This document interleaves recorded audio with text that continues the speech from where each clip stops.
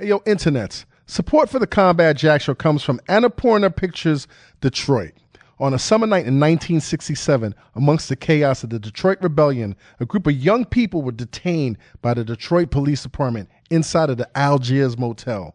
By the end of the night, 3 of them would be dead. Innocent lives were lost, and an entire city changed forever. Starring John Boyega, Anthony Mackie, Algie Smith, and directed by Catherine Bigelow, Detroit premieres in theaters August 4th. And now back to the show. Get ready for combat. No escaping. Get ready for combat. Get ready for combat. Yeah. The Combat Jack Radio Show. Stand up. Hey, yo, internets. This is the Combat Jack Show. You are listening to the Combat Jack Show podcast. What it is, how's your summer? You guys having a good time? You at the pool, you at the beach, you eating ice cream, barbecues, and the whole nine. We in August right now. We almost headed to cuffing season. This the last stretch right now. You know what I'm saying? It's the last stretch. Like King said, it's too early to even be thinking about cuffing season right now. Usually August, like September-ish. Yeah, but this is, we early August. You know what I'm saying? It's like the first week of August. you want to get to, you can't wait to get to cuffing season, man. Yeah. Cuffing season is an expense, so. Is this, single season is an expense too. Yeah, that's true too. Well, you got your eye on some boo-boo? Something like that. Rubbing some feet. Yeah, some oils and shit. What up, King? Chilling, my guy. How you? I'm good, man. It's a dope shirt you got on there. Thank you, man. Black privilege. Yeah. Shout out to Napoleon the Legend. Handed this to me a couple of months ago when we was at that old nigga show. You know what I'm saying? The old nigga show, man. You know what I'm saying? Yo, G, I hate this new shit. You know what I'm saying? But but shout out to Napoleon the Legend. Let's jump into this. Any announcements? Anything we want to talk about? Shit, Mogul coming season 2. Mogul we still pushing season 1. We're still pushing season 1. If you haven't listened to this phenomena, please rate, subscribe, comment. It's the greatest work I've ever done in this space. August 10th, we doing Mogul Live. Are we? Should we really put that out there? Well, do we have that locked down? Potentially. Hey, yo, man, let's edit this part out, please. Let's stop putting shit out there until it's locked in stone. Right? We don't have nothing going on, right? We're just rocking with this summer. Yeah. You know what I'm saying? September 14th. What's September 14th? At the Highline. Oh, that's right. That's happening. The Combat Jack Show live. That's happening. At the Highline Ballroom. Yeah. Shout out to Peter Oasis live and direct.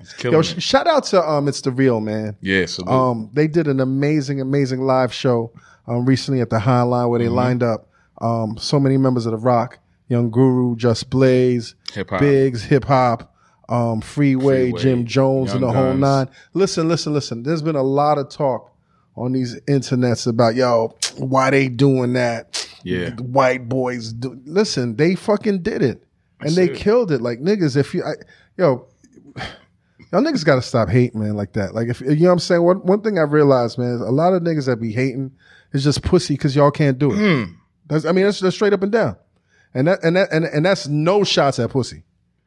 You know what I'm saying? That's no shots at pussy. You know what I'm saying? Right. But a lot of y'all niggas out there, man, like y'all niggas is too weak to live your dreams. So y'all sitting back, like, shout out to Jeff and Eric, man. One thing they did do, is they made me not want to fuck around with the next live show. They set the bar. They set the bar real high, and all these podcasts right now that's doing these live shows, they set it high. Yeah. And we've been saying this for a while now. Raise the bar. I can't be mad when motherfuckers raise the bar. So shout out to them. Everybody that's hate, man. Just man, eat a dick, man. These guys right here on today's episode, man, they're no stranger to our world. You know what I'm saying? This one cat right here, I can't believe he's raising the bar. He's giving people hope. You know what I'm saying? He's writing to dream and shit. Yo, Rob Markman in the building. Journalist extraordinaire. Is this safe right now? Is this safe? You being this young generation, this new generation. You've been in the game 13 years. Fact. Is this safe to call you the GOAT journalist, hip hop journalist? Can we call you the GOAT? Correct. Journalist? Correct. I'm okay with that. You okay with that? Yo, Yeah, I'm okay with that. Go journalist in the building. No shots, anybody? Nah, shots. Yo, you try to cause some shit, I'm Rob. not trying to- Rob Markman is in the building. Yo. What up? We got Manager Supreme in this building, man. Hovain, man. What's going on? Long time no see, Hovain. Long time no see, man. You been good? I see you. You out here working. I see you. I mean, what are we supposed to do? Exactly. You know what I'm saying? Ever since we met, what are we supposed to do?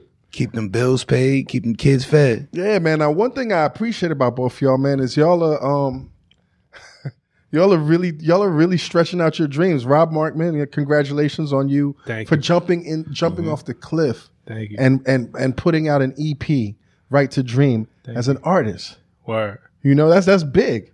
Yeah, man. That's really big. Thank you, bro. And you, that means a lot. No, I'm saying, and then Hovain, you know what I'm saying? People know you as this behind the scenes guy, this manager. You made a lot of things happen for a lot of people, particularly in the city. And now you out here doing your journalism thing, man. Yeah, man. I'm inspired by what y'all doing. So it's like, I have a right to dream. It wasn't always a dream to be a journalist, but the opportunity presented itself and I tried it. And I was like, why shouldn't I try it? And I seem to be good at it. People like it. So, He was on TMZ, dog. He out here. You seen his Rick Ross interview, hit TMZ. He interviewed Rick Ross and hit TMZ. That was my first. That was show number 6. Yeah. I thought that was your first. No. But still, show number 6, we were still getting crickets. Yeah. You know what I'm saying? Yeah. That's big, man. I'm lucky. I was able to study y'all and watch what y'all doing. Thank you, man. Rob, man. 13 years in the game. Word. You've hit mostly all mediums. You've hit TV. You've hit print. You've hit online. You've hit the podcasting game, man. Like thanks to you. Thank you. Thank you. You know, Red Light Special, right? Yeah, Red Light Special. We missed that. We missed that podcast, and we'll get to it. We'll definitely get to it. But how's life, man? Like how's everything? Life is great. It's unbelievable right now. I just dropped the Right to Dream EP. I was working on it for a long time, man, since 2016. God damn. And in secret. How do you keep something like that a secret? Man, prayer. We picked the studio. First of all, we picked the studio that nobody was really gonna work out of. Who's we? I'm sorry to interrupt you. Oh yeah, no doubt. So when I decided to do this, I got with Hovain. Hovain's just always been a friend of mine that I would ask for advice, especially on the business side when I didn't understand something. So him actually stepping in as my manager just became it was just a natural progression of our friendship. And so Hovain and I found a studio out in Sunset Park, Brooklyn. And my man Ryo engineered the whole thing, and most nights it was just us three in the studio working it out, and we ain't had to worry about nobody sliding through or seeing us. There was a couple times that some people might end up in the building. I was like, oh, our cover is blown, but for the most part, man, just put our heads down and worked it out, because I wanted to just come out with the music. I wanted to show rather than tell. I didn't want to be like, yo, I'm coming out with this album, and then you had to wait a couple months for it, and then you're going to have to decide, yo, is it going to be good? Is it going to be whack? I kind of just wanted to tell you, give you music, and then let you decide. But like I was saying, man, you got a 13-year run in this career. One of the most respected guys in this game.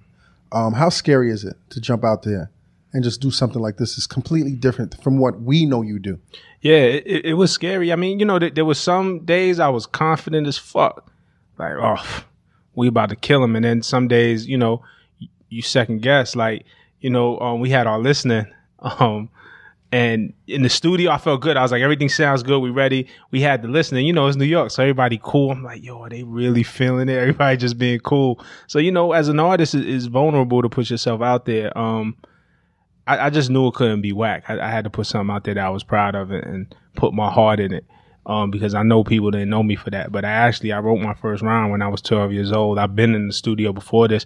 I've been making music before this. It might have just been in my basement. I would send tracks to my friends, and we kind of just, it was like a little thing that only my closest friends knew about.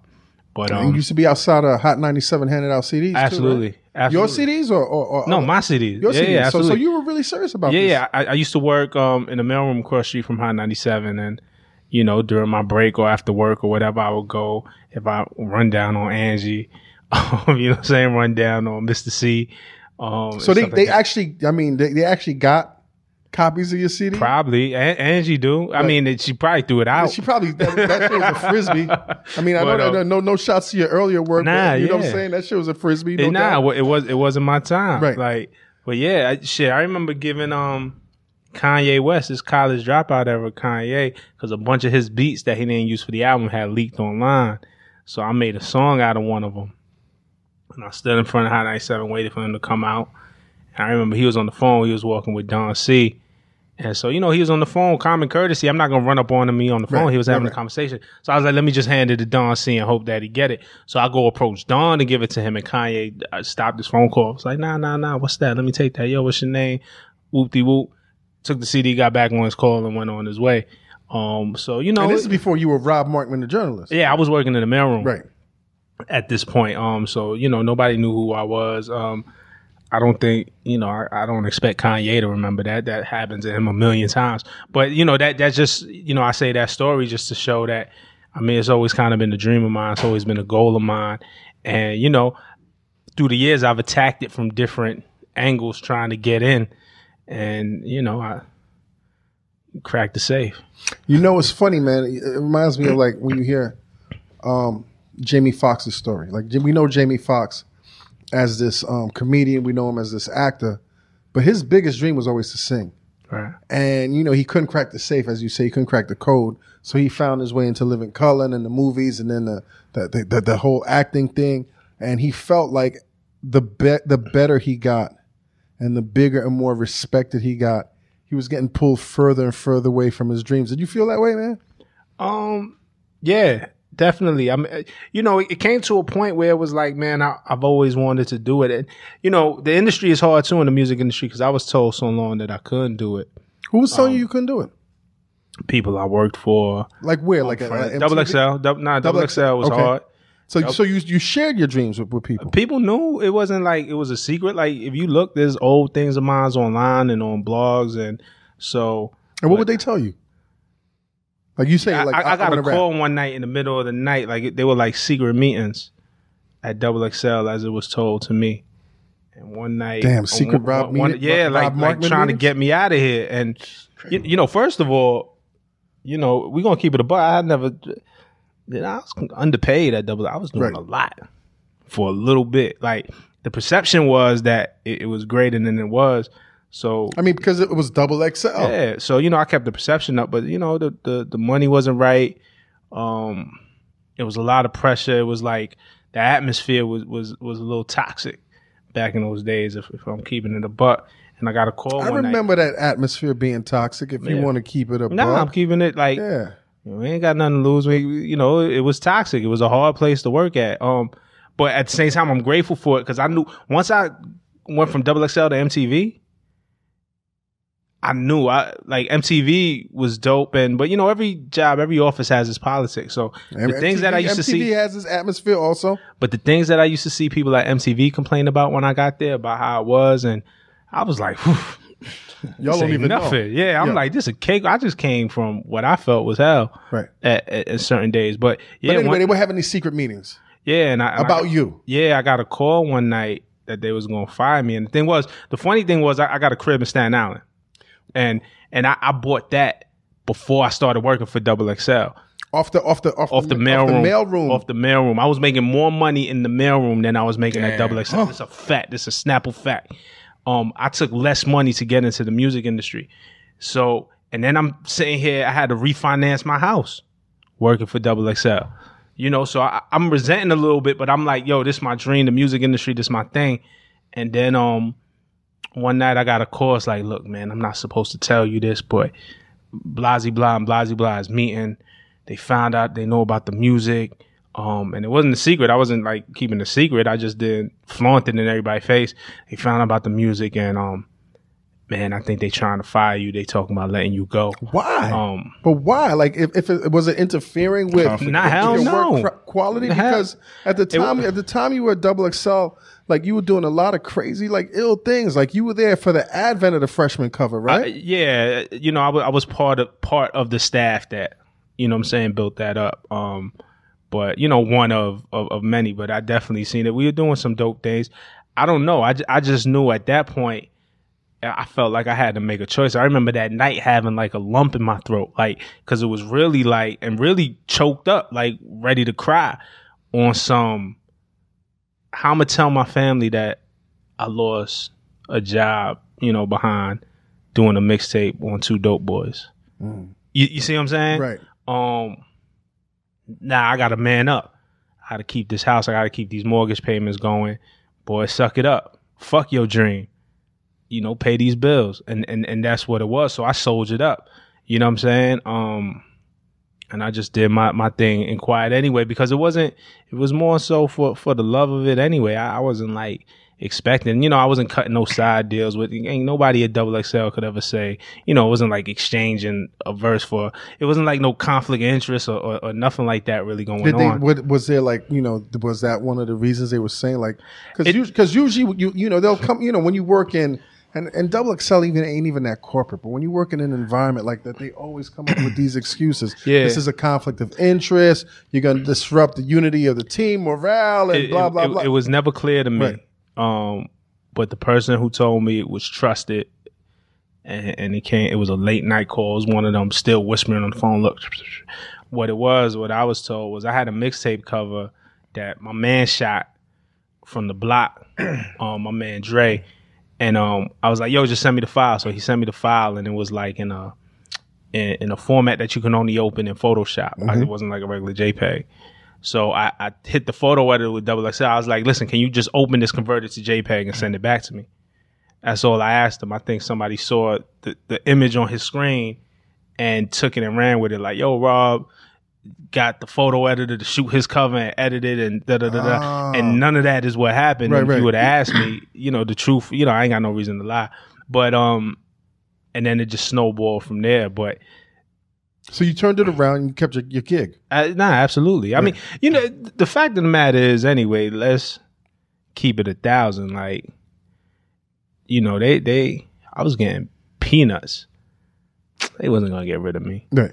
The shit I was doing over there, how hard I was working over there. Right. Like, I didn't see it at the time, though, and I wasn't going to risk it. But, nah, they wasn't going to get rid of me. Are you a little resentful, though, man? You sound a little resentful of the time you did at Double XL. Nah, it just is what it is. Like, but, I mean, that time made me. It's like, what they say, pressure bust pipes. Like, I definitely felt the pressure, but I ain't break, I ain't bend, I ain't fold. Like, so now it's like I could really get through anything. Like, MTV wasn't, there was really, really great. And then there were, the office politics. When you work in a building that big, there's always office politics. Boy, I skated past all of that. I was like, it made, at the end of the day, and I believe this, at the absolute end of the day, it made me better as a journalist, as a professional, and how to navigate this industry. Support for the Combat Jack Show comes from Annapurna Pictures, Detroit. On a summer night in 1967, amongst the chaos of the Detroit Rebellion, a group of young people were detained inside the Algiers Motel by the Detroit Police Department. By the end of the night, 3 of them would be dead, innocent lives lost, and an entire city changed forever. Directed by Catherine Bigelow, catch the premiere of Detroit, starring John Boyega, Anthony Mackie, and Algie Smith in theaters August 4th. And created in collaboration with Annapurna Pictures as a companion piece to the movie, be on the lookout for a new podcast called Rebellion in Detroit coming soon. Set in the same period as the film, this 3-part miniseries on the 1967 rebellion in Detroit is hosted by actor and Detroit native Courtney B. Vance. Listen along to find out what really happened on the streets of Detroit over that hot week in 1967 and why. And don't forget to see Detroit, premiering in theaters on August 4th. Yeah, how'd you get in this industry? Because you grew up in Brooklyn, Flatbush, Brooklyn. Absolutely. You went to Brooklyn Tech, so you're really smart, right? Right? I mean, Tech is Tech. You got to be smart to get into Tech, B. I passed that test. Yeah, it's because my father put me in like prep courses so I knew how to take the test. Which is big. But for me, it wasn't about knowing what it is. It's knowing how to take the test. Exactly. And I passed the test by about 5 points, and it was either that or Erasmus Hall. Yeah. And I knew I didn't want to go to Erasmus Hall, so I knew I had to pass the test. You went to Erasmus? Did he make the right choice, man? I mean, I'm here. I did something. Right? So anyway, so what was your dreams, man? Like to rap when I was 12, 13, 14, 15, 16, like I was into just rapping every time I could, writing rhymes. Like I thought I was gonna really be in hip hop, contributing in that way. You know, I used to go to battles. You know, I used to stay out late night, sneak in the clubs. You battle anybody we know? Yeah, I battled. Absolutely, I battled Immortal Technique before. Oh, really? Yeah, absolutely. You dusted him? Nah. He dusted me. I ain't even gonna lie. Okay. But we were like friends too, Right. so it was like funny. Like, I found it funny. But you know, Technique, he an assassin, so he was like, I don't care. Like, I'm gonna take your head off. Yeah. Who else you battle, man? Hove? I definitely didn't battle old. Buster? Like, nah, man, I ain't that old. You putting me up there. Who Like you battle, man? It's mostly like underground dudes, like kind of that Fat Beats crew, like, you know, the kids who used to hang out in front of Fat Beats. So you used to hang out at Fat Beats? Yeah, absolutely. Yeah, man. You know, my first the first demo I made, I took to Bobito from Stretch and Bob. I wanted to get signed and fondle him because he had just put out this new record by this guy named MF Doom. Yes. Bobito put out the first MF. Well, yeah, he did. Operation Doomsday. Right. Before that, he was Zev Love X. Yeah. You know what I'm saying? But I mean, but we're talking KMD. Doom. We're talking but the Doom. Bobito we're not talking put out KMD the first. and Electra. We're talking Doom. Bobito, That's two different things. Yeah. Bobito was putting out the first Doom. So this was before the turn of the century. This was like 99. Yeah, I was in high school. I was like, or you know what I'm saying, at this point, like graduating high school or whatever. And I remember going up to KCR and playing Bob my demo, and he was like, yo, you could rap, but I don't like your voice. Like, da. Bob was a tough critic, but I wasn't mad at him. Like, the fact that Bobito took a meeting with me was crazy. So you graduate from school. What do you do after school? After tech? Go to college. I went to Hunter College. Okay. And moved out my parents' crib. What was your major? Apartment. Media studies. Okay. And why'd you move out, man? I was always independent. I've been working since I was 13. So once I turned 13 to buy my first pair of Jordans, I got a job. And I didn't like asking my parents for stuff. I seen my parents work really hard, and my parents always provided for me and gave me everything they could. But I was like, man, I could go out here and get it myself. Like, so yeah, I started working when I was 13. By 18, I moved out. I got my own apartment, me and my lady. And yeah, I went to Hunter College and finished college. And I still didn't know, even though I took media studies, I ain't know journalism was a thing. I ain't know that I could actually make a living writing about hip hop. And I was like, I'm probably not going to fit in the New York Times or something like that. It kind of was this thing that I was preparing for, but it found me because I just could never envision. How did it find you, man? I graduated a guy by the name of Tim Hotep. Tim Hotep, yeah. Tim Hotep, me and him, one of my best friends, we went to high school together. We went to college together. He was working at Complex Magazine. Early Complex. Yeah, this is like their 4th issue when it's still printing. It's not even a Complex website. And they still had toys and this shit. Yeah. And he needed somebody to review a Jadakiss album for him. And it was a Friday night, and you had to go up to Yonkers, and he couldn't, no writers that he had in his stash wanted to go and take that trip. So he was like, yo, would you do? He was like, look, I know you know how to write, and I know nobody knows more about hip hop than you. Right. You want to take a crack at this? And I was like, and I'm going to pay you. I was like, absolutely. I'd have done it for free. And it's Jadakiss. And it's Kiss. And then he was like, yeah, so you're going to go up to Yonkers and Kiss is going to play you the album. Now, I'm from Brooklyn. I'm like, how am I going to get to Yonkers? No like, GPS. No iPhone. This is back in the day when labels had budgets. He said, Interscope is going to come, pay for a car, pick you up, take you to the studio, wait till you finish, and take you back home. Shit, I was like, we good. And you going to pay me? Absolutely. So I went up, and that was the first time, so I see Kiss in the studio, and it's hard not to be like, oh, shit, like, this is my first joint. And it's not even intentional. You have people that spend at least 2 or 3 years busting their ass trying to get into hip-hop journalism. Yeah. You're here working at the mailroom. I'm saying you're holding down your apartment. You with the shorty, and Tim Hotep calls you out of nowhere. It was like, yo, he throws you in the deep end of the pool. Right. Like, so that you're not even mentally prepared for that. Like, how do you approach that shit?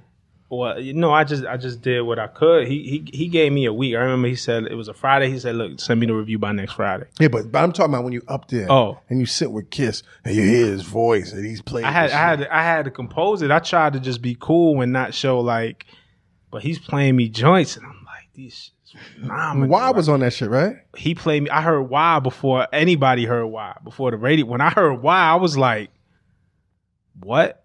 Like that? What? Why did Hollywood let the Why white did man George pop Bush it against crash the yeah? Why did George Bush knock down the towers? All of that shit. I'm bugging out. But it was other joints on there too. It was that what you so mad at now? Let's all get down. He had all types of shit on there, bro. And this is Kiss, so yeah, like in the inside, I'm like geeking. You know what I mean? Me and Tim argued about that album rating. I think I gave it a 4 out of 5. And he was like, yo, I think it's a little too high. I think you might be a little starstruck. I'm like, nah, this shit, dog. Were you starstruck? Hell yeah. Okay. Absolutely, right, bro. That's Jada Kiss, man. That's like the locks. But, you know, I try to keep it cool. I still listen to the album and bump the album. Maybe the album meant a little more to me because the opportunity meant more than me. Because I still listen to the album. I'm like, man, this shit is great. When you look, after all these years in the game and having interviewed everyone, and not just because you got people that interview everyone 10, 20, 30 years, and they're not as acclaimed as you, as a journalist, as a critic. When you look back on that first instant with Kiss, man, what would you have done different, man? What would you have told yourself when you look back at that Rob Markman from 13 years ago? Nothing. I'd have did everything the same way, bro. Like, for real, like, because I knew at that moment, once I got a taste of, and then, like, I was getting paid for it, and I said, yo, they going to have to kick my foot in the door. They going to have to drag me out of here on a stretcher. You see what I'm saying? Like, because it came to you. Yeah. But, you know, and I was grateful, and I recognized that. I recognized that people worked really, really hard for this opportunity, and I was kind of blessed with it. And I didn't want to let it go. I didn't want to let Tim down either. Tim gave me that assignment, and the funny thing, he gave me a week to do it. And he's Friday to Friday, and I gave it to him on a Wednesday. And we had a couple edits to get back.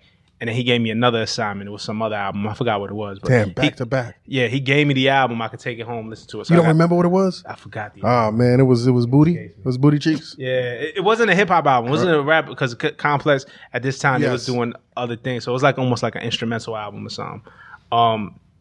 And so he gave me those 2 assignments, right? And those were the only 2 assignments that Tim ever gave me. Those were the only 2 assignments that he needed to give me. Right. Like, I hustled after that. Right. What'd you do after that? What happened? What Source. Then all of a sudden, and Tim, I think, might have put in a good word, but Boo Rosario, who was the music editor over at The Source at that time, called me and was like, yo, I heard you doing reviews. I need you to do a couple joints. All right. So now at this point, I'm writing for The Source. And no, Vibe was my next one. I think it was Keith Murphy. Okay. Damn, I don't want to fuck that up. No, it was Eric Parker. Okay. Was Damn. at Vibe. And Eric, Damn. I did my second. It was I think it was the Pretty Tony album, Ghostface, and I wrote him a whole review that I thought was a good review. And then when the actual Vibe magazine came out and I read my review, the only thing that was the same was my name. Eric Parker rewrote the whole shit. He broke your shit down. Yeah, he broke it down, and I wasn't even mad. I took what he wrote in that magazine, and I took what I handed in, and I compared it to learn to see what I did wrong. Right. You know what I'm saying? And then Boo Rosario from The Source called, and I started getting Source reviews, and I started developing my own relationship. And this is around the time when The Source started having trouble with G Unit, and they wasn't making the G Unit albums available. Who was editor in chief at the time? Was it Kim or was it no? Kim was around. Or was when I wrote for The Source. Or was it Elliot? Was it Elliot? No, Elliot wasn't editor in chief for The Source when I was writing for them. Kim for a little bit, and this other brother, I forgot his name, man. I don't even want to fuck his name up. Yeah, but that was a bad time to be there. Yeah. When they're going after the juggernauts of the game. Yeah, but the thing was, I was cool, and I was like the new kid. I used to still get G Unit albums, and they didn't know how I was getting these G Unit albums. So, were you actually working there, or were you just freelancing? Freelancing. I was in the mailroom at the day, right. and freelancing at night, right. And and I was getting the G Unit albums. So I would review the G Unit albums from The Source, and it was like, yo, how does this kid keep getting his hand on these G Unit albums? To give them bad reviews? Nah, because I feel like at the editorial staff at that time, I felt like that might have been like Benzino and Dave Mays' issue, and the whole thing with Eminem, and so that was kind of at the top. I think the editorial staff at the time, I always got the feeling that they just wanted to be fair. and they were fans of the music like the rest of us. Were. So they tried not to involve themselves in the politics. But that stuff that never really reached me.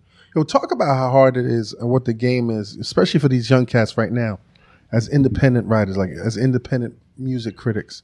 Like how you talk about how you hustle. Like what are you doing to hustle? Are you sending your writing to like different magazines? Like how are you hustling this? The game changed, bro. I don't know. I don't know what to tell young writers these days, and I feel bad. If I had to break into the game as a journalist right now, I wouldn't know how to do it because I know how I do it. How would you do how it? I did it? Like how I did it, like breaking into this game, I just wrote my own shit. Right.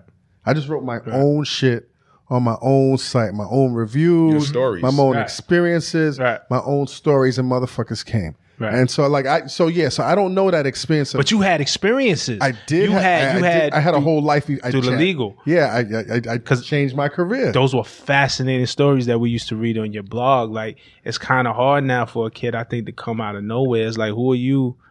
What's your perspective? Where you come from? What's your experience? But then you know what I mean. When I worked at the Source, right. You know what I'm saying? I was at Double XL at the time. Y'all used to throw shots, man. I mean, we had an ill team at the time. You had me, you had Bonsu, you had Kaz, you had Neef. We was like, we were the underdogs. Y'all were feisty. We were the underdogs. You know, one thing I remember, I ain't even gonna like for the most part, I used to ignore it. Like it wasn't personal, right? So I knew what it was, or at least I didn't take it personal. It wasn't personal towards me. I never felt like none of that stuff was personal. And then y'all started throwing shots. It was my last issue at Double XL. I'm not sure if you were still there. We did, and Lupe Fiasco was on the cover, and he was like, had his hands in a praying position. What month was that, man? I don't remember. That was 2010, right? 2011, maybe. 2011. And somebody had put, somebody on Twitter, it was like, from the Source, they was like, they gonna really be praying when they see what our next cover is. So I'm sitting there, right? And I'm like, oh shit. They really, but meanwhile, I'm 1 foot out the door. I'm already going to MTV. I'm like, this ain't my fight no more. Why do I even care? So, I leave, I go to MTV, but that shot, I was like, damn, it stung, right? So you know how bad it was when we were at the Source. Niggas was like, y'all are dead. But listen, niggas was like, y'all are dead. So get the fuck out of here. We were like, no, we're alive. So I get to MTV, and then y'all finally dropped the cover that y'all was bigging up so hard. It was Idris Elba. Oh shit! In the Thor costume. I guess he was playing a god in the Thor costume. I was like, this the shit they was. Yo, I was about to clap so hard, and I was like, you know what? I'm at MTV. This is none of my motherfucking business. You know what's crazy? I'm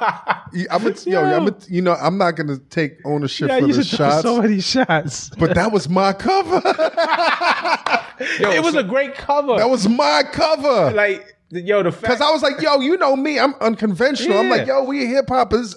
Idris, comic books. He about to be in the Thor movie. Listen, you know me if you find me on. And I was looking at Complex and how the white boys always had this ability to just do anything. Right. And I hated that because we were urban, because we were people of color, that we were locked in to do the same rapper covers. Meanwhile, they doing two different covers and models and comedians and rappers. I was like, fuck that. Absolutely. And like, I'm a fan. Like, anybody who knows me knows my first job was in the comic book store. I'm a big comic. What comic book store? It was called Brain Damage in Brooklyn. Okay. It was right off the Prospect Expressway. Right. So as the comic fan in me, I thought that shit was dope. But I didn't know what y'all was doing. I was like, yo, they got Hove. Yo, this is like some Rakim anniversary. I was thinking, yo, what do they got with the guard? Who's the guard? Like, so I was expecting like some rap shit when y'all came with that. I'm like, man. He had the glowing eyes. Yo, that was my cover. I remember Elliot came to the office and we was like, yo, this is the cover. He's like, nah. Y'all said I guess it was a competitive spirit between the two magazines. Well, it wasn't even a competitive spirit between the two magazines as much as we were trying to revive a dead brand. Mm-hmm. And no one expected anything out of the Source, and no one gave a fuck about the Source. So I felt like our crew was like, and no shots, fuck it. I felt it was the last time motherfuckers were like, are they doing something? Yeah, I like, agree. is that how it is? That Yeah, absolutely. I agree. Like with Bonsu over there with you, Kaz was like young and respected. Because Bon came from Double XL, Yes. so it was like, he know how to work. Right. He know how to go. You know what I'm saying? So yeah, it was pressure. Plus I had like a little swagger, but for me, that was always good. I was never the type to take things personal, man. No, but even that era is part of the reason why we are now. Listen, let me tell you something, and this is for all the young writers. Writers right now are underpaid. The value of the word is devalued. Now, a lot of these writers aren't getting paid what they're supposed to be getting paid, and they aren't getting edited, so they aren't learning anything. Like, because a lot of the sites and publications like took money out of the editing process. You know what I'm saying? Can I go a step further, man? When I was at the Source, there was a couple of kids who wanted to write so bad. They went hard. They sacrificed everything. And they would turn their shit in. I'd be like, you can't write. Right. You don't know how to. But because the budget wasn't there, we had to take caca articles. You know what I'm saying? Like, let it the rock. motherfuckers didn't know how to write sentences, right? You know that. Yeah, but and it wasn't that these kids didn't have potential. It was like, I wouldn't be where I was at if I ain't have good editors. If it wasn't for Leah Rose or Anselm Samuels or Tim Hotep. Shout out to You Anselm. know, Anselm's a good dude, man. Yeah, Ans was a good dude. Even Vanessa Satin was like rigorous. Yeah. You know what I'm saying? Like, with her editing, like Vanessa have you feeling like you wasn't shit. Right. When you got them edits back. But at the end of the day, it makes you a better writer. But in that time, when Vibe fell for the first time, I remember some people at Double XL on the business side were kind of like celebrating and popping bottles. And I remember telling the writers on the writer staff, like, y'all don't celebrate because this ain't good for us. Yeah. Because what this does is this takes more talented writers, because they were super official writers at Vibe, and it puts them in unemployed. So now there's less writing jobs and more talented writers competing for the same jobs. It's devaluing what we're doing when these magazines fail. So I never wanted to see the Source fall. I wanted to see the Source flourish. Like, it's like the NBA, right? They always say like the NBA is dope. When it's a couple teams vying for the chip, if it's just, if the Golden State Warriors are going to win every year, it's like, that shit is boring. Why are we watching? It's boring. That's why I hated the Lakers. You know what I'm saying? So how do you get to MTV, man? Like, because that's a whole big shift. And that's where I met you when you first got to MTV. Yeah, Ramon Dukes Ramon Dukes brought me over to MTV. How? Like because here you are doing print. Yeah. And online. Some online. A little bit of online. Online wasn't the what it is today. But how do you get pulled over into that medium to do like television? And it wasn't for television at first. I got pulled over strictly to just online. They're online hip hop, senior hip hop writer or something like that. For MTV News? For MTVnews.com. Right. And my thing there again is hustling, right? And it's the same mentality I applied. I told you when editors would tell me, yo, write this album review and give it to me in a week, I'd give it to them in 4 days, right? So it's always over deliver. That's how you create value for yourself. That's how I create value for myself. So I was at MTV. They was like, yo, you got to write 4 stories a day. You good? You come in, we need 4 stories a day from you. What's the word count? What's the word count? At least minimum 250 words. We could have, but I mean, that's not light work. Bro. No, but we couldn't write. But this is the blog era now where people are doing posts in 2 or 3 sentences. Minimum 250 words on 4 stories a day. But I never did the minimum. I was averaging 7 stories a day. Like, I wasn't there to fuck around. I'm like, let's get it. And, eventually, like, I just started creating a value for myself. And not only that, like, original reporting. And they saw that I could do interviews. And then one time, my first on-camera interview was with Lil B. And that was the time, B. Yeah. That was the time. That was a special time. You mentioned it about the time, man. Like, it's so important that, you talk about your accomplishments, but you also got to talk about the environment. When you was over at MTV, man, you had a great team, man. It was crazy. I had Ramon Dukes. You had Sway. You had Sway. You had come on, man. Shit. I can't think of his. How can I forget his name? Down with Buster. Come on, man. Oh, Shaheem Reed. I didn't work with Shaheem. Shaheem left already. Yeah, Shaheem was gone when I went to MTV. Shaheem went to XXL. We used to laugh and say that we got traded. Oh, okay. But so Shy wasn't there, but I was always grateful for Shy because Shy trailblazed. I wouldn't have had a lane in MTV if it wasn't for Shy. But Ramon Deuce and Sway and Rebecca Thomas. And I remember Sway, my second or third day meeting him at MTV, was like, yo, I like you. I fuck with you. You're going to get a lot of opportunity. Just don't switch up. When that camera go on, be the same person you are right now when the camera's off, when the camera is on. So I got he was like, you're going to get opportunities in front of this camera. I'm telling you right now. And I can't tell you when. Just be ready. A couple weeks later, I get an opportunity to interview Lil B in front of the camera. I knew B because I was part of the XXL staff that put B on the freshman cover. So we had a bit of a relationship. And I did the interview on camera, and everybody was like, yo, what's ill? Yo, this shit was so crazy. Da, da, da, da, da. I've been getting all this praise from my coworkers, from my family, friends, and it sinks in. And 2 days later, Sway was like, yo, how you feel? Feel good? I was like, yeah. And he was like, all right, now let me tell you all the things you did wrong. Yeah. You slouching, your body posture is wrong, you don't project enough, blah, blah, blah, blah. And Sway just started giving me all these jewels on how to get better. And I ain't get offended. I was like, yes. This is the God. This is Sway. I was like, yeah. And then Sway made me iller. You know what I mean? Sway took whatever natural thing I had and cultivated that. That's crazy, man. But I didn't go there to MTV to be on camera. Of course, that just happened. But you're the type of guy, man, where these things keep finding you. Right. You know what I'm saying? Like, talk about, like, at MTV, man, people see it as a crown jewel. Like, you know what I'm saying? It's MTV. It's an institution. There's a lot of obstacles there, too, man. It's a lot of internal obstacles, man, if you can. Yeah, no, I can. MTV is split up. I work for MTV News. And MTV News had its own separate budget. And it was different from MTV2. And so respected in the building. Yeah, definitely respected. What floor was that? The 19th floor? That floor, because I worked on the same floor on the other side, and I was going through hell on the other side. And I was like, I wish I was on that side, because that's where everybody were, like Whitney. You know what I'm saying? Whitney Gail Benson, man. I love Whitney Gail Benson. She's over at y'all had the cool. You know what I'm saying? And it was like, fuck. But then at the same time, I would talk to y'all and be like, yo, shit is definitely popping over here. Yeah.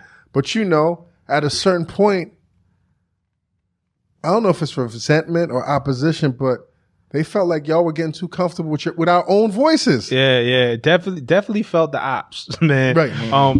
But you know, it was because like MTV2 had a stake in hip hop as well, and they were doing shows, and they had a separate budget. It was almost like the different departments in MTV operated as separate companies. Right. And to me, that didn't make any sense. And they were fighting for a piece of that budget? They were fighting for a piece, for a piece of the pot. No, like, you know, if Future came in for an interview, it's like, well, who's going to get the interview? Who's going to do it? Which is crazy in the same building. Or maybe not, we weren't fighting over Future. Yeah. Future was still, at that time, coming up. Tyler. Yeah, sure, Tyler, Creator, right? Nicki Minaj, you know, Lil Wayne, like, and so the different departments compete, and that didn't make any sense to me because I was still new, and I was like, why is there so much in fighting or in competition? And I would imagine on MTV because people from outside only see MTV. We don't see different departments, budgets, and I would imagine codes. Inside because because I know that environment. Yeah, and I know at MTV, as much as it's popping, it's this weird feeling like at any given day they're gonna fire you. So it's this culture of fear also. Right. I didn't have it. I ain't gonna lie, bro. I came in. You're lucky, B. Like I felt lucky, but I came in like again. It was that thing that kicked in, right? Like once I was there, I don't know if I belonged there, if I was destined to be there, but I said, man, once I get my foot in the door, you gonna have to bring me out on the stretcher, right? Like you understand? Like we doing Rap Fix Live. Like all of a sudden, I came in just to write online to do 7 articles a day in my mind, and I'm producing the TV show or helping to produce on the TV show. Like I'm doing on-camera interviews. I'm on TV now. I'm on Hottest MCs. Like, fuck all you do the politics. Right. If I did my job in that Rick Ross interview or in that Meek Mill interview or that Wale interview, then that brought value to me. And I never looked over at XXL, I was afraid that I was going to be fired. It was definitely times. At MTV, I mean, they told you. At MTV, I I never had that Well, you was fear. part of the winning team too. Yeah, And you were protected. I definitely, being close to Sway is Yes. is hard. But Dan Montalso too was another one that looked out for me a lot. But it was because they knew Ramon Dukes too, because Ramon was the type where Ramon would deal with a lot of the politics and wouldn't even tell me about some of the shit that he had to go. He would shield me from it just so I could be a happy fool. You could be focused. Like, yo, just do your job. Just be Like, focused, you know what I'm saying? Like, it's almost like, in football, like, it's the fullback. Like, he going to take the hit. He going to lead the block just so I can run up the middle. And that's how it was. And I'm grateful for that. I never lost sight of that. I knew that there were people fighting so I could do what I got to do. And do it well. And what is it about you, man, that there's very few writers out here who, when they co-sign an artist, people validate that co-sign. And I read that you said somewhere that there's a lot of journalists, particularly now, that's afraid to co-sign an unknown act because there's fear in backing something unknown. Like, is that real? Yeah. You see how it is. Like, everybody kind of jump on the bandwagon when it's popular to do so. I'm not afraid of that because if I like something, I'm gonna tweet about it or I'm gonna say it. Like, it don't cost me nothing. It's pure. I'm a hip hop head, Right. bro. Like, I grew up listening to Stretch and Bobbito. Like, you know what I'm saying? Like, I had to wait till 3:00 in the morning to hear that joint when other kids wouldn't. And then I come to school with the tape. Like, yo, you heard, Busta got a new joint. Put your hands where my eyes can see. You ain't hear it? But I will hear it on Stretch and Bob before anything. Oh, yo, it's this new kid my called record, by the Pun. way. That's a record I worked on, by the way. It's dog. This is amazing. That's a classic record. But I remember Stretch playing that joint like 3 a.m. for the first time. Jesus Christ. And I was half asleep in my bed, and I didn't know who was rapping. Or I just heard the beat, doom doom doom doom, doom doom doom, and I just hit record because I was like, I don't know what's about to happen, but this shit is gonna be down. fire. It's going down. Yeah. So, it's the same way. Like, look, man, I love Nas, right? I fuck with AZ too. Like, I was that type of kid. Right. Like, I could tell you about Hove, but I could tell you about that Mike Geronimo, the Natural album, front to back, or Royal Flush, Ghetto Millionaire. My hip hop, it ain't had to be popular for me to like it. Yeah, right. It just had to be good. It had So to that's speak to the me. thing now. You got to be popular before you get the cosign. There's this kid, Don Flamingo. Hip on Don Flamingo? Nah, I haven't heard You will of him. be. Okay. Nobody knows about him. I'm surprised, right, King? Not Nobody yet. knows about We're gonna this look kid. up I'm right like, now. this nigga is the next. Right. I don't give a fuck if y'all co-sign it or not. Shout out to New When you see Orleans. some dope shit, you know it's dope. Like it's Absolutely. like back then. It's funny. Even when I was at the Source, them niggas used to call me Benjamin Buttons because I was the oldest cat there. But I was like, I got the intel on Odd Future before everybody. Right. I got the intel. Like, and even then, I was like, yo, this little B shit, niggas, my era is not really fucking with him. But you know what I'm saying? And I took shots, but at the time, I didn't give a fuck. You know what I'm saying? You don't give a fuck about the Nah, shots. but that's hip hop, bro. From your Like- peers. Like, I remember, Action Bronson. I remember meeting- Troy Ave was coming up back. You know what I'm saying? Like all this new, like, you know what I'm saying? All this new Danny shit. Brown. Danny Brown. It was like, yo, this is the new wave. I don't give a Right. fuck if y'all know about it or not. 6, 7, 8 years before niggas knew. I remember Danny Brown when Hex Murder used to send me Danny Shout out to Brown Hex. CDs. Yeah. Shout out to Man, Hex, Hex man. Murder. Like, and me and Daytwan Thomas used to take our lunch break in his office and listen to Danny Brown. But Kendrick Lamar, like, I remember being up on Kendrick Lamar kind of earlier, definitely earlier than most. And Wiz Khalifa, I first interviewed Wiz Khalifa in 2007. That's crazy. Down to Mac Miller, like, it was definitely artists that I was just on early. The new kid coming up now, Russ, who's doing this thing. Russ was on MTV in 2011. That's crazy. Yeah, I put him on Rapfix, getting That's the game. crazy. Just because I liked him. Right. That's crazy. And that's what it really takes, man. I think Like- that's what it takes. I think that's what separates the good journalists from the whack ones is that you're willing to put your shit on shit that nobody knows. But it's just shit that I like. It's Yeah, but like, I'm saying I could that's what tweet it about, is. I could tweet about that the same way I'm gonna tweet Right. about the whole. Like, it's no difference to me. Like, I don't put one on a bigger pedestal than another. Like, it's a rule in hip hop, man. The only rule in hip hop is you got to be dope. That's it. All this other shit is That's a it, right? facade. Like, That's it. just fucking be dope. Let me ask you a broader question, man, because we live in this world right now, man, where Nobody knows what journalism is anymore. Right. What's the state of journalism from somebody that's been in the game from real journalism to now? Like, what's the state of journalism on a greater scale? Like, you know, is journalism being attacked to the point where it's going to be irreparable? You got this dickhead in the fucking White House killing the fucking craft. It's tough, but you know, it's hard right now. You know, because there's no value on it. Like people aren't really placing the value. What do you mean there's no value on it? Like, I would disagree. Like, I disagree. I think we need it. I think it is valuable, right? I can't live without a good story. That's you and I. But it's like, think about how many shitty stories now. It's just flooded now. Listen, it costs nothing to put a website out. To people are writing articles and doing shit with no research because they got free Wi-Fi. You know what I'm saying? Because they went to McDonald's and did the McDonald's Wi-Fi and you could write a story. And how are we the same? You know what I'm saying? Anybody could put up anything on the internet in 2017. It's tough. You know, I think, and you know, the internet is great because it democratizes stuff, right? People don't care. People read anything. A click is a click is a click. And sometimes you might click on some shitty shit and be like, damn, why did I click on that? But the way it's measured is a click is a click is a click. Clickbait. Like, you could click on a bad story, you can get 1 million clicks because the headline was written in a way that it was clickbait, right? It don't mean it was a good story. It don't even mean that you found value. You could have clicked in and clicked right out. Man, I was mad at myself today from reading some bullshit. I stopped. I was on that shit was on Newsweek. Right. And I read that. I was like, this is some bullshit. God damn. Right.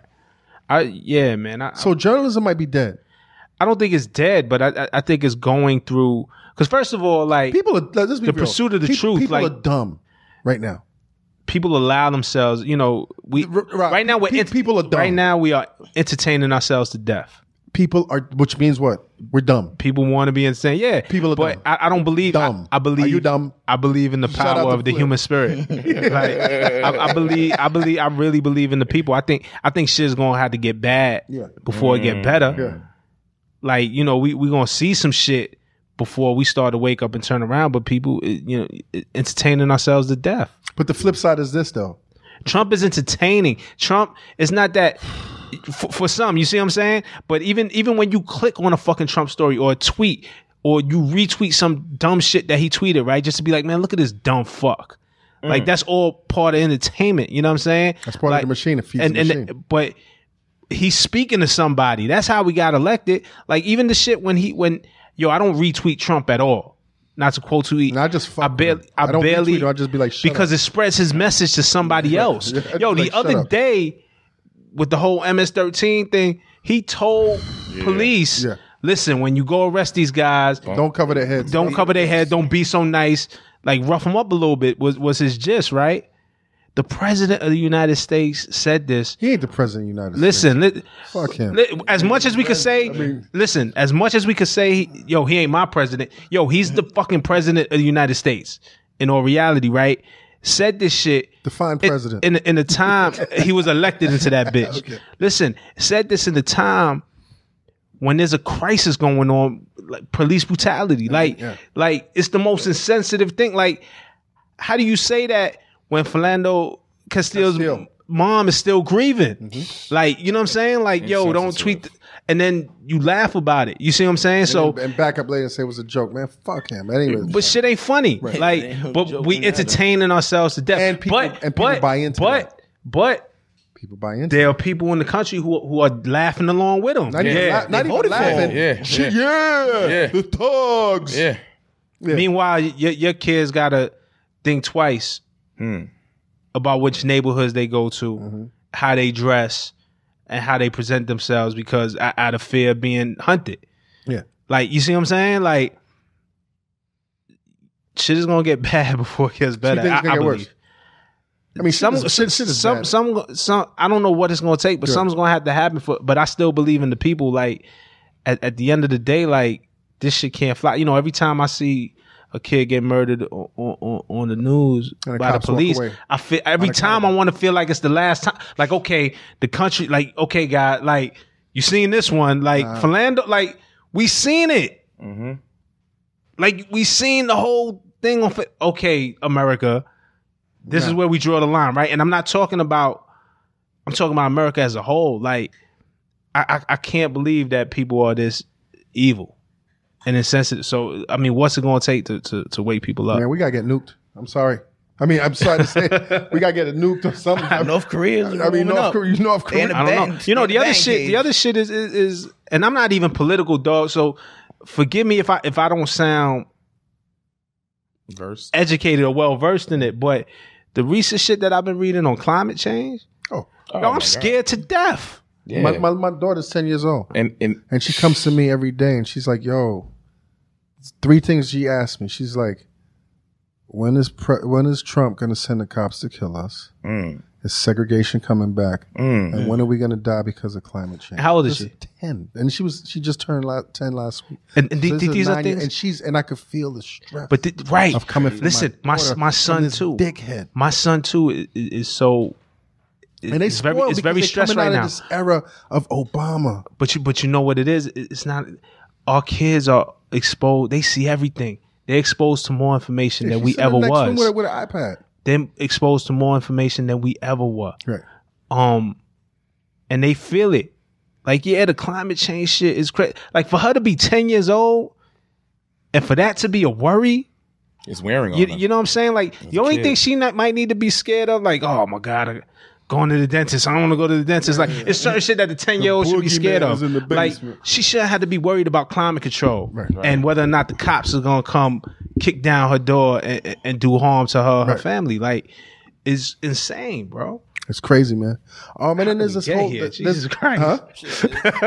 I said, how do we get here? That's crazy. I mean, that's what we do here. Yeah. It's a constant conversation. But then there's a flip side with journalism where, especially in the space of hip hop, where there's this idea right now that the only competent hip hop writers are these white boys in these white establishments, like the Pitchforks. You know what I'm saying? It's like, what do you say about that, man? You see me? I see you, but I'm talking about the people that listen to this episode, and they're like, "Oh, the best." You see me? You heard Mogul? Yes. Like, you heard Mogul? Like, but this is why what it is, man. Like. And I tell people this all the time. Like, I work for Genius right now. You know what I'm saying? Before that, prior to that, MTV, XXL. But I work for hip hop. Like, I'm hip hop. Like, we're hip hop. Like, this is our culture. This is not, and I'm not talking about the music business. I'm not talking about a record release every week. I'm talking about the way we dress, the way we talk, the culture. And sometimes it's not a cliche. No, but it's not a cliche. We're made to feel like a cliche. Oh, okay, for the culture, quote unquote. Like, oh, that guy's for the culture, and it turns into a joke. No, I'm for real. Like, this is the and what I say is, we've done this for free. We need to support each other. We would do this for free. Absolutely. We need to support each other though on some. Competition is healthy, right? So I think we could be competitive in a way, but we also need to support each other. Like all hip hop journalists need to be supporting the Mogul podcast. That thing made me want to compete with you, but not in a way to cut you down. Like, I got to do better. The bar was raised. Okay, the bar is here. I got to, like, just like I said about it's the real in that Rockefeller show. Exactly. It's like they inspired me. Like, I can't hate on them. I'm like, that shit was genius. Right. No pun intended. And I got to go harder. But sometimes if we're going to keep it a buck, it's a lot in our circle, in our profession, in our field, who will cut your throat. Yeah, of course. You know what I'm saying? Who will... There's no room, there's no room for all of us to thrive. Who will go around your back and go get an interview before you that you set up, or tell so-and-so if you interview with me, then you can't interview with him, or... take money out the space. Like, you know what I'm talking about? Like, so we got to go back to supporting each other and uplifting each other when we do dope shit. Like, you know what I'm saying? And that's it. Like, every interview I'm trying to do, I'll do the last. It felt good for me because I announced this EP the same week that Genius, that we dropped this 21 Savage interview where we took him to a blacksmith to go make a knife. It's a knife. You know what I'm saying? And I knew that was going to hit because it was going to be a meme. Oh, it's a knife. Oh, it's funny. But what we really got to was a discussion about why that knife is important to him and how it connects to his brother who passed away. Now we telling stories about culture. I didn't ask him about Amber Rose. You know what I'm saying? And no disrespect to his relationship, but I think with 21 there was a bigger story there. So we went to this backdrop where it was like I knew people were going to click because of the meme and for what it was, but it was real talk and it was real conversation and a real form of journalism that I wanted to elevate in the same way, because I see the way you elevate. That Mogul podcast inspired me, bro. Thank you, man. Thank you. Man, I gotta ask you, man, how did you fucking go into Genius and really change the karma of that space? Because people forget, like my kids now, you met my 15-year-old the other day when we pulled up to the building. He's like, yo, you gotta take me to, you know anybody at Genius? I gotta meet them. But right. We all know 3 or 4 years ago, their credit in our culture, in our community was kind of dead. Yeah. How did that shit change from being dead to it being one of the most valued platforms right now? Well, first, I think Genius just as a resource, as a technology, was needed. You know, because we have more music now than ever, but that music lacks context. We don't even get booklets anymore, like to know who produced what. You know what I'm saying? So the music, the culture needed context. The music needed context. The culture has context. The music needed context because the music is coming fast and furious. So as a technology genius, I think was very necessary. You know, I met Tom and Alon, the co-founders, when I started working there. And you were lucky that you missed all of like the whole Mabul, that whole circus. Yeah, at the time, show that it was. At before. The time that I met them, the vision was aligned. Like I knew what the potential was, what I'd like to come in and do. They knew where they wanted the company to go, and we kind of came in. It wasn't a series of long conversations. They were kind of ready to take it to another level.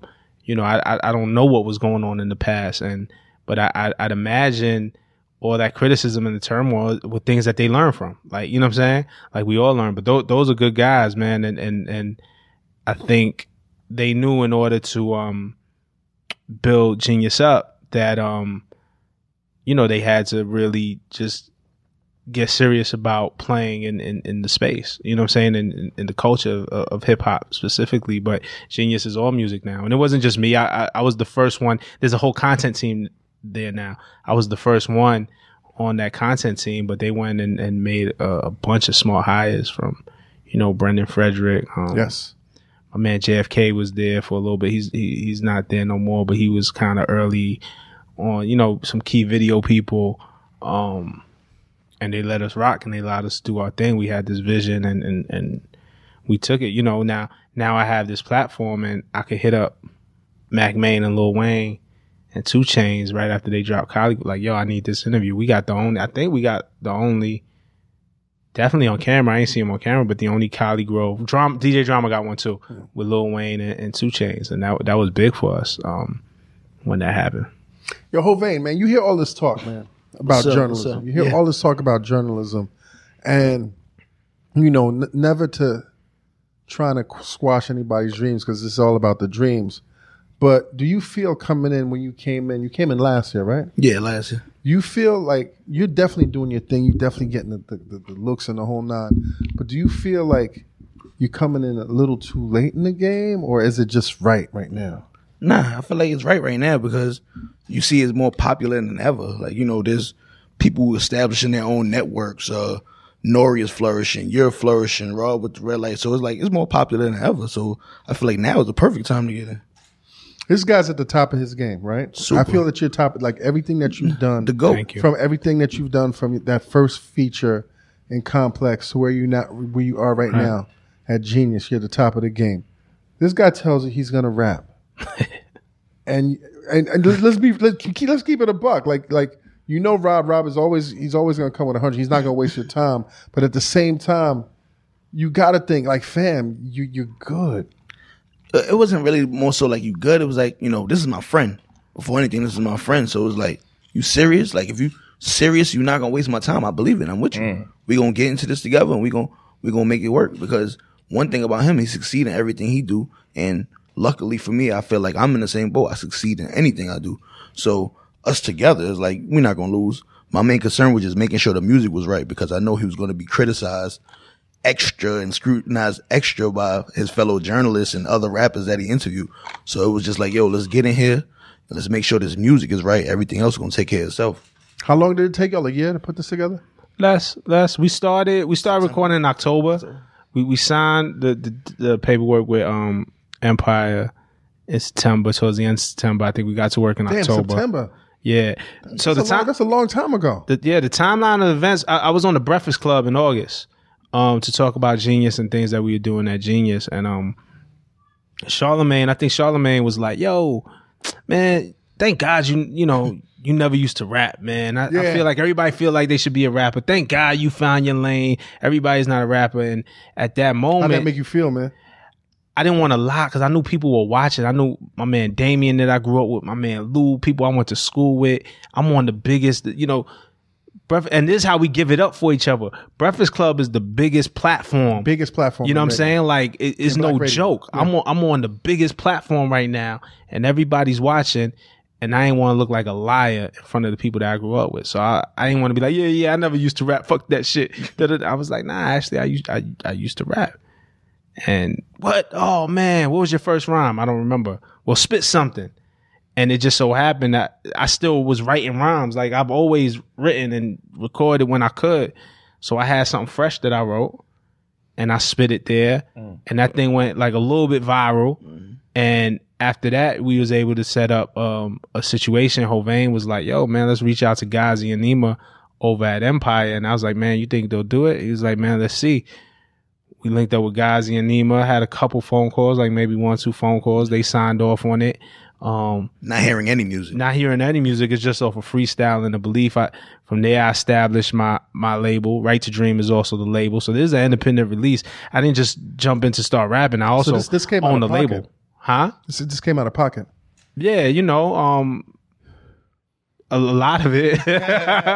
we got a little something, but it's like started my own label, Right to Dream Entertainment, and we got to work independently. You know what I'm saying? And it might be a little cheat code because it definitely is independent, but Nima and Ghazi over at Empire doing major business. Like, they operate like a major, right? Yeah, they had, I don't know how majors operate. Like, maybe I'll let you know. But I mean, they had Drum, like the Drum record was super big for them. They got Anderson Pot was big for them all the way up. Yeah. So, and you got to understand, we're taking meetings and calls and trying to fix this, get this thing together during the midst of, like, All the Way Up is the biggest record in the city. And I'm like, you know what I'm saying? And they entertain. I was like, part of me was like, man, they ain't never gonna go for this. Because all my life I was told, no, it's never gonna happen. It's never gonna happen. Right. And Hovain was like, man, hear him out. And never had a good manager like you. Yeah. But what was some of the opposition though? What was some of the other opposition along this road? Even like when the record is done and like you're telling people now, like how did it feel when you finally it was let cool. that shit well, out? the first people I told, my family and stuff, and I told How did your my lady mom. feel? She was scared at first. Why? Because the story, she was like, "What you gonna go on the road? You gonna be gone? You gonna do tour?" I'm like, Get some Rob Markman groupies. Yeah, I'm like, you putting the cart before the horse. I'm just trying to put a record out. And I spoke to Genius. I spoke to all the heads of Genius. How'd they feel, man? They were super supportive. Were you nervous about telling them? Yeah, because of everything that I was told and the shit you went through with Double XL. But I sat down and I spoke to them and was open and honest with them and they were super supportive. Once I knew I had their support, I'm like, and I promised them. I said, listen, I'm not leaving. This is an add-on. I'm doing. You're not gonna see a drop or we still got a job to do here at Genius. We still on a mission to because I think Genius. I mean, we still just scratching the surface. You know what I'm saying? And the whole team over there. So I never wanted the team to feel like I was ever absent. So we were doing. We were recording at night. I was working during the day and recording at night. One of my coworkers came up to me the other day. He was like, yo, when did you find time to record? I would have never known, but it wasn't really no opposition, man. And when I told people were super receptive to it. The people were receptive to it. I just bugged out. I saw Yeah. a tweet and I was like, Rob Markman put some shit out. A couple people told me not to do it, but it was like friends. Like, nah, I keep it real. Like, I had told Mac Miller about it early, way before even the Empire thing. Like, yo, I think I might be putting this record together. He was like, man, you sure? I don't know. And it wasn't hating. Mac Miller, that's my brother. It wasn't off of hate. It was concern. Like, dog, you have a good thing going. Don't fuck it up. Career. Yeah. And Mac hit me the other day, and he was like, man, I'm proud of you. Dog, you believed in yourself. Like, you know what I'm saying? And so, I know I spoke to Angie a little bit. What'd she say? She said, you sure? Yo, B, you sure this what you want to do? You know, because Angie took that leap too. B, you sure? Yeah.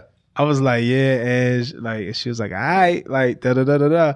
But it was all love. Like, nobody really, that's dope, man. You know, I think you could see where my heart is at when you speak to me, and my heart was in it. And then, you know, but the work, it was, once I announced looking tired all year. That's why he was looking so tired all year when I would see you at the building. Yeah. Like full disclosure, the Gimlet building where I was doing Mogul is in the same building as Genius. So I'd see Rob occasionally. I'm like, God damn, Genius is working the fuck out of him. Late night studio sessions. Yeah, late night studio sessions. No, and Genius was working the fuck out of me. Well, I'm working the fuck out of Genius, and like, they're not working me. I want to do the work. Of course. Is what I mean. You're you know what I'm saying? passionate about Like, it, man. let's go. What we gotta do? Right. So what happens, man, if this thing takes off, and then you know, and Hov does what he does, and now you're on tour, right? You know what I'm saying? What changes? The bag. The bag. The bag. Shit. Do you go full artist? Do you go full artist, man? I don't think I could ever be full anything. The whole thing about this is not being put into a box. Like, I love what I do on the journalism side. Like, I love Genius. I'm having the time of my life. Like, real talk. Like, that's why, again, it was so important. The EP came out the same week the 21 Savage interview. Because we ain't planning it like that. It just happened. But when you're doing good work, but everything comes out at the same time, man, to support. I didn't want people to get it confused. To me, that was such a great statement. Like, just in case you think I'm slipping or I'm moving one way. No, I'm passionate about both. The way I look at it is, when Diddy started Revolt, he ain't leave Bad Boy. Why can't be Diddy? Diddy do everything. Well, I mean, technically, what happened? What is Bad Boy today? Like French. Like I mean, but still, like French, the unforgettable, putting like out records, but really, like what? Let's keep it real. It ain't 95 Bad Boy, but you see what I'm saying? But he's still doing Ciroc. He's still doing, like, you know, Jay. Like, these are who we look up to. So I don't want to limit myself. Like, why I gotta play in one sport? Like, this 2017, and fucking in 2099, 2000, Puff showed me that we ain't had to do that shit. So in 2017, like, it's hustling backwards to choose one or the other. The whole thing about this, one thing in 2017. yeah, imagine somebody told you only could be a lawyer. You can't be a that's writer. what, dude, then now you're a writer. Now you can't be a podcast. That's what they used to tell me. Imagine if you'd have listened. No, dude. When I left the game, I was quiet. Like, I was writing, but the reason why I came up with Combat Jackets, because I didn't want niggas to know that it was me. We used to read them shits. I was quiet. You know what I'm saying? And then when shit got popping, that's when I remember I used to work. I was working at Citigroup in the legal department right next to the Hammerstein. And I would come out and everybody would be in front of the Hammerstein for all these events. Right. And I would walk the other way because I was like, I don't want nobody to see me until I come back. You know what I mean? Yeah, nah, that's what it is. But I ain't choosing. Like, and man, I love hip. I love creating. I learned so much about myself during this process, bro. During this EP, I got to tell stories that are dear to me that I never had a space to tell them. Are all those stories real, man? Yeah, everything. Jason's lyric is not Jason's lyric. Which is the one? That's the one where you flip big from the other side. Yeah, I flip big from the other side. My daughter. Yeah. I hope I didn't spoil that, but yeah, that was a good record, man. My favorite one is Ryder, man. Ryder's a real story. Ryder, I wrote. This is funny. I don't know if anybody said this. Ryder, I wrote after. So we got the distribution through Empire. They hadn't heard a record. And we did our first session, and after the first session, we recorded 2 records. We did Ben's for my birthday, and we did another one. Was it Fredo? think it was Fredo. Fredo's a good one, man. Yeah, I think That's it was another Fredo. one. Maybe it was Ben's for my birthday. It was Fredo, or maybe it was Ben's for my birthday. And I don't want to wait. I think it was because I ain't. Nah. I think it was Fredo. Fredo. It might have been Ben's and Fredo. So first session we send them Ben's and Fredo. And I wasn't a part of this. Hove sent it. Hove sent the record, and Nima. What did Nima ask you? I was like, this is good. He got some help. He asked me. help me. You wrote everything, right? Yeah, I wrote everything. 100%. 100%. Even the hook on "I Don't Want to Wait," which I don't perform. Somebody else sings. I wrote every word on this album. So Nima was like, "Yeah, did Rob get some help?" And so I wrote "Rider." Not like a diss record, but it's kind of like a diss record to Nima. Nah, but it wasn't a diss record. I knew. Shout out to Nima. I knew that if Empire had that question, and it was a valid question, you're not used to seeing this from me. Other people would have this question. Oh, it's good. Who helped them? And so Rider was kind of my proclamation that I'm a writer. Right. You know what I'm saying? Of course. They knew I was a rider, but never knew I was a rider. Let's get the show on the road. I'm going to finish up the rider. There you go. Wordplay tighter. Every verse fire. Anybody tell you different is a goddamn liar. Like, I do this because, I knew people might suspect, especially in this day and age, there's a lot of ghost talk. There's a lot of scary talk. But I ain't one of those, man. Right, My pen got ink. Right now. And your pen sounds good, man. Thank you. And the EP sounds good and it's making waves. Last question for both of y'all, man. What's next? Like Hovain, if this journalism thing takes you to the next level, and I know Rob kind of answered it, but what happens if this thing gets in the way, man? It's not. I could do both. Yeah. He could do both. You could do both. Like, we just gonna keep doing what we doing. I see where it goes. But of course, being a manager and doing business, like that's my first passion. Like writing and journalism is his first passion. But like, I'm just keep adding on and just applying myself and using my greatness where I see it fits. Nah, I appreciate that, man. Yo, Rob, man. Congratulations. Thank you, my brother. Yo, first of all, I've been waiting for a long time to come to the Combat Jack show. They all say. No, this is just some real shit. And I never, man, I got a lot of respect for you. I never hit you up like, yo, can I come on? I hit you up. Like, I know you hit me, but I wanted to. There was times when I'd be like, yo, I want to do the Combat No, Jack this show. was right because you're my dude. You know what I'm saying? course. But then I got mad friends. I'm not bringing my friends on the show. You know what I'm saying? absolutely. And then I'm just thinking because you took my son. I appreciate that you took my son on a tour of Genius the other day, and I was like, yo. So the story in my head was like, he really. I'm not gonna say you did it single-handedly, right? But from my vantage point, right? From me knowing you, and from me really having rap Genius here a couple of times, it's like, damn, you kind of single-handedly like turn the whole karma of that place around. And then the EP comes out. I was like, what better time than fucking, this shit is topical. Yeah. This is journalism. So welcome to the Combat Jack show. Thank you, You know brother. what I'm saying? And Hovain, man, it's always good seeing you. Man. Always. I finally did a podcast. There you go. Just real quick too. Nothing is single-handed. Again, it goes back to this community. Genius was built with a bunch of us. This EP, I ain't do it single-handedly. Yeah. If I ain't have Hovain with me, I call him the Greg Popovich of this shit. Cause I was like, listen, I wrote everything, but he was like, yo, you could do that over, spit that again, punch that in here. Like it was certain things like coaching me through it. Cause I'm like, you have to tell me if this shit is whack because I'm gonna hear it way worse when I put it out on Twitter. That's a fact. So if I gotta be dope. If you let this shit leave the studio though, and this shit ain't up to a certain standard, then you fail me as a manager and as my man. Yeah. So we challenged each other in that way. So even though it's all my words and it's my vision and it's whatever, it's like, man, Hov worked on this. My man Ryo worked on this. The producers. So I'm on the album. I'm grateful. Yeah. I like the little cameos too. Yeah. If you listen to Jason's lyric. Hovain, the Khaled's and the Mac Millers and the Hovains and the whole nine. Yeah. Very good, man. Right to Dream. Internet's Right to Dream is out right now. I got it on iTunes. Get it it's all streaming platforms. Every streaming platform. It's everywhere. Tidal is everywhere? Yeah, it's on Tidal. Hell yeah. Spotify, Damn, Tidal. Y'all did everything. God, Amazon. Google Play still. Google Play. We on Google Play. Get it, man. Everything. Go buy that. Get it. Internet. Support good music. Buy it and support stream it. good people.